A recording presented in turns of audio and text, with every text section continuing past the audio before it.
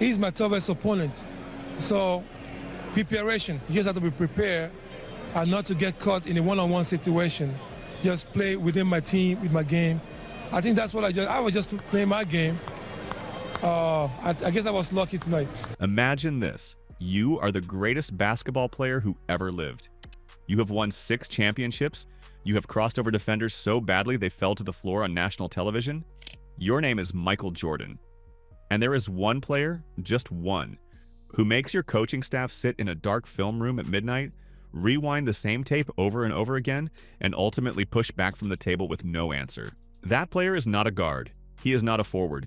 He is a 7-foot center from Lagos, Nigeria, who learned his footwork not on a basketball court, but on a soccer pitch. His name is HAKEEM Olajuwon. What you are about to hear is not a debate. It is not a hot take manufactured for clicks. These are the words of the men who faced him, champions, Hall of Famers, and legends who would rather forget the experience entirely. From the man who perfected the skyhook to the man who won 6 rings in Chicago, they all arrived at the same conclusion.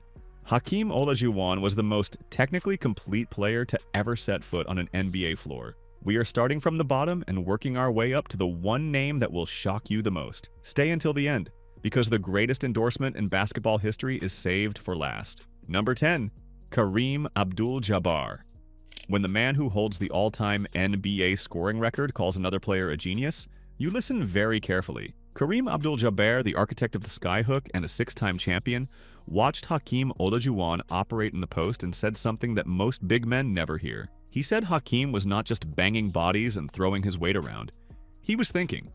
Kareem described it as a soccer player's mind, operating inside a basketball player's body, and coming from a man who spent 2 decades mastering the most unstoppable single move in the history of the sport. That is not a compliment you hand out casually. What Kareem recognized was the source of HAKEEM's longevity.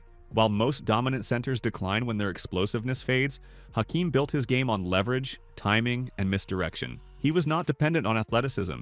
He was dependent on intelligence. And intelligence does not age. It compounds. That is why HAKEEM was still an elite force well into his late 30s, at an age when most big men have already handed in their resignation. Kareem saw that blueprint and respected every brick of it. Number 9, Isiah Thomas. The Detroit Pistons bad boys had a plan for everyone. That was not an exaggeration. They had a documented, film-studied, physically punishing defensive scheme for every superstar in the league. They had a Jordan Rules playbook designed specifically to batter Michael Jordan every time he entered the paint. They had schemes for Magic Johnson. They had answers for Larry Bird. The bad boys were arguably the most tactically sophisticated defensive unit in the history of professional basketball. Isiah Thomas, the architect of all of it, came out and admitted something remarkable.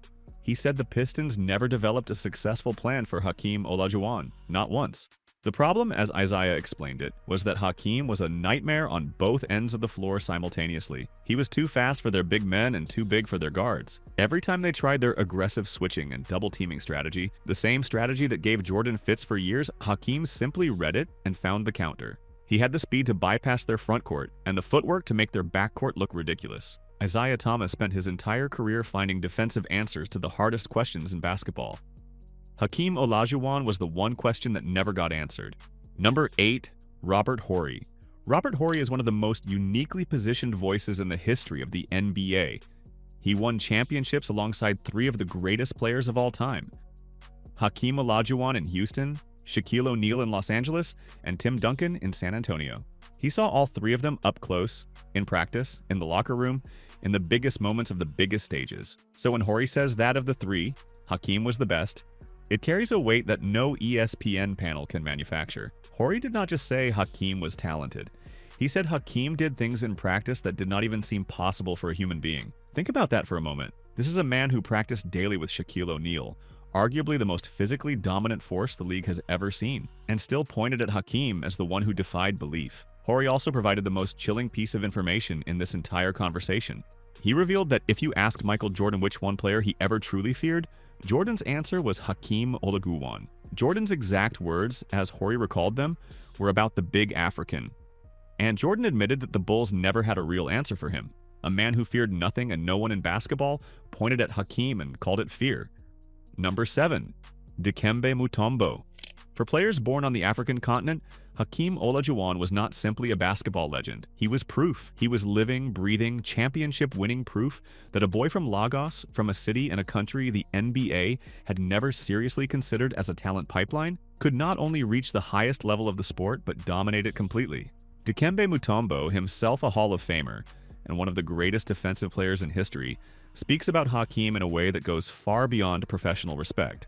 Mutombo calls HAKEEM the individual who created the entire cultural and professional infrastructure that allowed African players to thrive in the NBA. Without HAKEEM, the path for Mutombo himself, for Joel Embiid, all of it looks different, or perhaps does not exist at all. Mutombo recalled his rookie year in 1991, his first game against his idol, and described it as a big battle. Not because he thought he could win, but because he needed to prove to himself that he belonged on the same floor as the man who had inspired everything. The current generation feels the same way. Giannis Antetokounmpo, after training with HAKEEM, spoke about the spirituality and patience the legend still radiates. HAKEEM did not just open a door, he built the entire hallway. Number 6. Kevin Garnett. Kevin Garnett did not just admire HAKEEM from a distance. He studied him like a textbook because HAKEEM was writing the exact manual that Garnett needed to become the player he became. Garnett is widely credited as one of the pioneers of the modern versatile big man, the era where centers and power forwards were expected to switch defensively on guards, step out to the perimeter, and protect the rim on the same possession. But Garnett himself will tell you that none of that philosophy was original. It was all HAKEEM first. Garnett called HAKEEM the godfather of the versatile switching defender.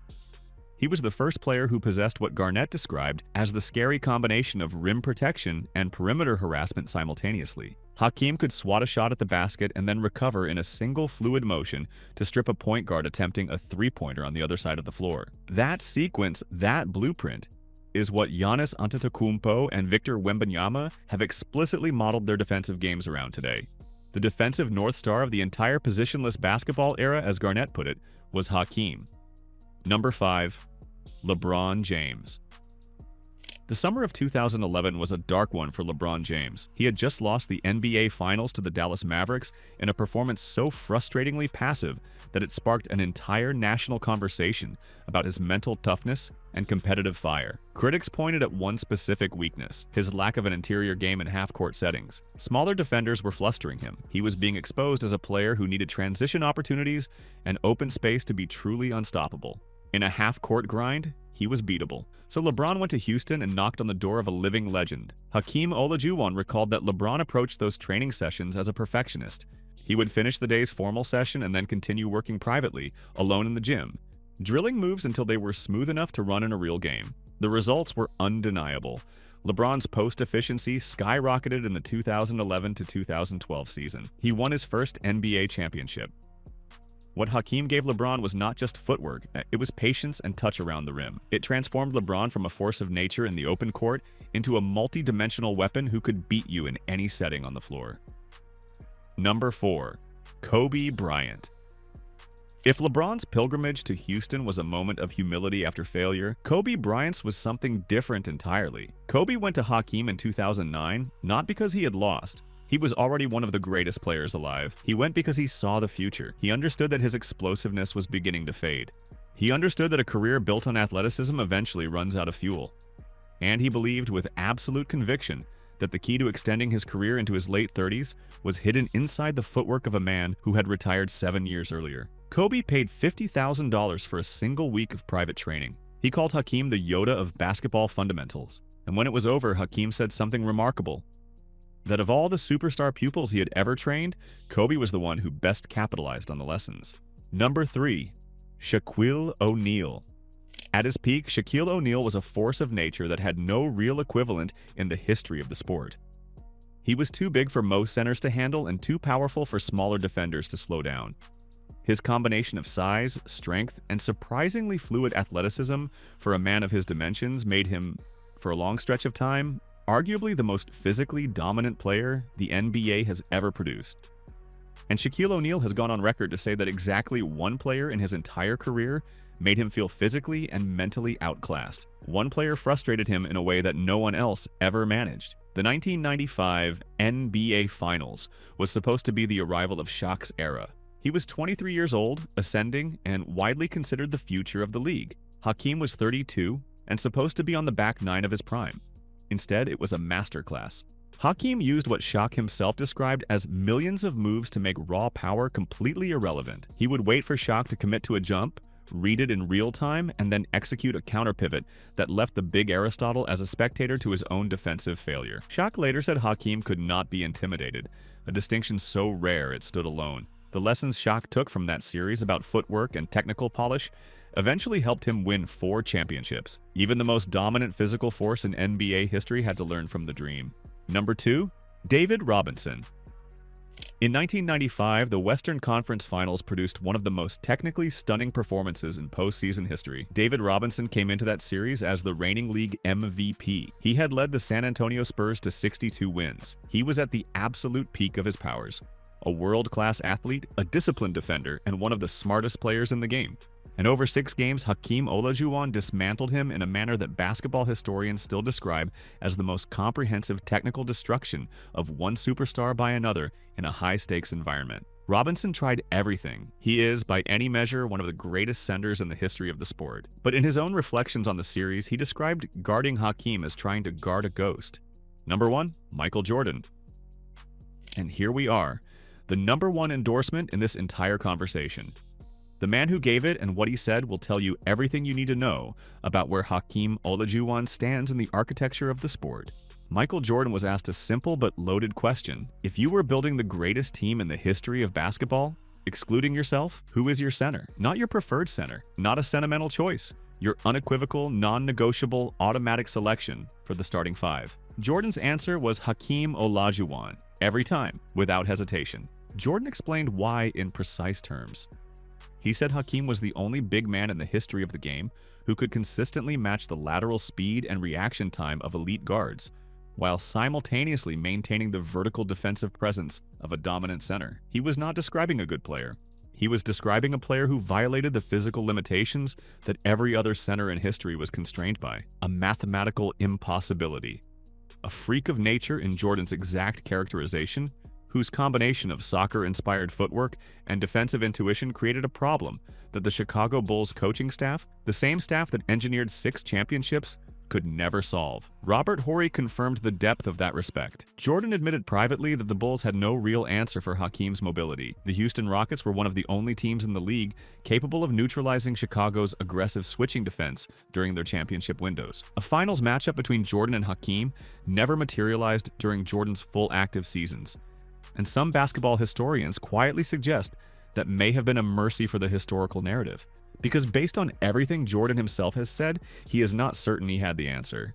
The most competitive human being in the history of professional basketball, a man who turned the most mundane practice drills into a war, pointed at HAKEEM Olajuwon and admitted something he admitted about no one else.